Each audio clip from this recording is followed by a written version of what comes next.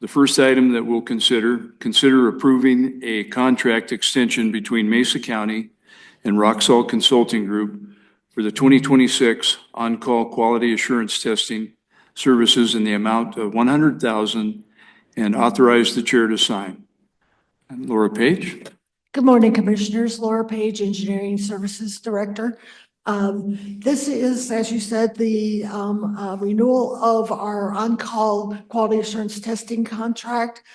Back in 23, we awarded the contract to Rocksol after going through our stated RFQ process. In 24, we renewed that contract. This is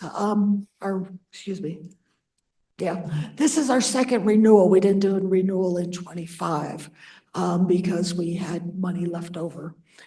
So this is the second renewal of this contract. They provide the material testing that we require on our capital improvement projects. And also they'll do testing for us on some of our maintenance projects or development as needed. So I'd be happy to answer any questions. Yeah. Commissioners, do you have any questions or comments? Is there any public comment on this item? Okay, seeing none, I will entertain a motion to approve the item as entered into the record. So moved. Second. All in favor? Aye. Aye.